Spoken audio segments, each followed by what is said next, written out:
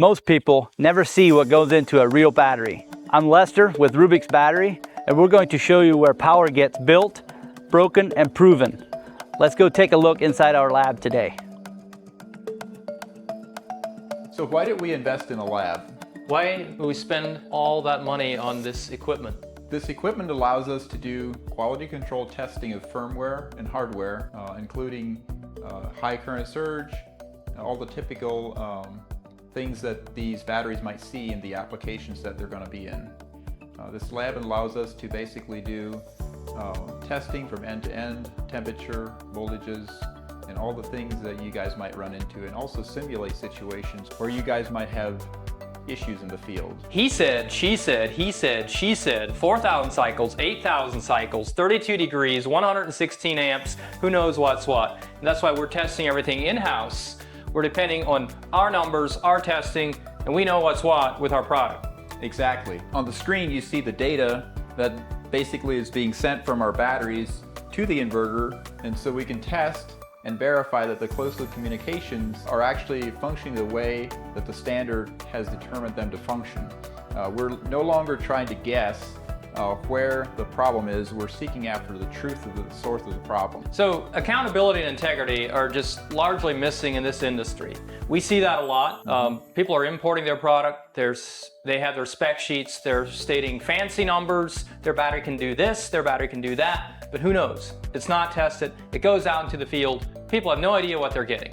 And with this lab, we're bringing accountability to an industry that desperately needs it. Let's take a look at the equipment. So in case you've never been in a battery lab, which you probably haven't because they barely exist, this lab consists of a cycling machine. We've got ports where we can connect basically any kind of battery to any inverter and test performance, safety, features. Does it do what it says that it will do?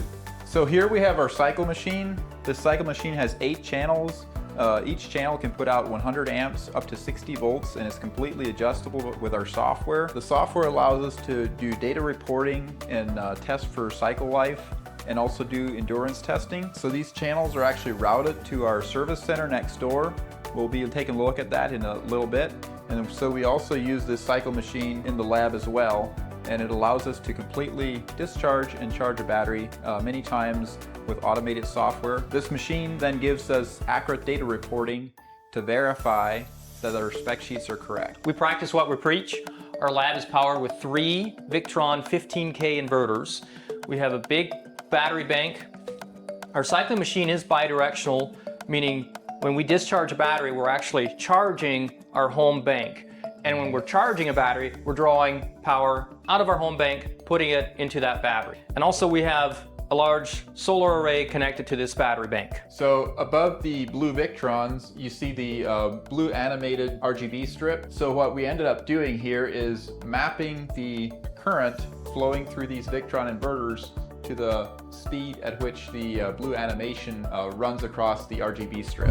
So here we do a lot of abuse testing on inverters and batteries. That's kind of fun actually. We have a row of electric motors ranging from 5 horsepower down to 3/4 horsepower. We can connect any combination of battery and inverter and see if they have what it takes to start up those motors. The Midnight Rosie is great for 48 volt surge testing on a battery. When this inverter fires up and loads its capacitors, for a split second it can draw up to 1,000 amps, and many times that will nuisance trip a cheap BMS in a battery. This is a legacy Outback 24 volt inverter. This is great for surge testing 24 volt batteries. Many of your smaller and cheaper hybrid inverters actually have a nasty surge. This is also great for testing surge capabilities on a 48 volt battery.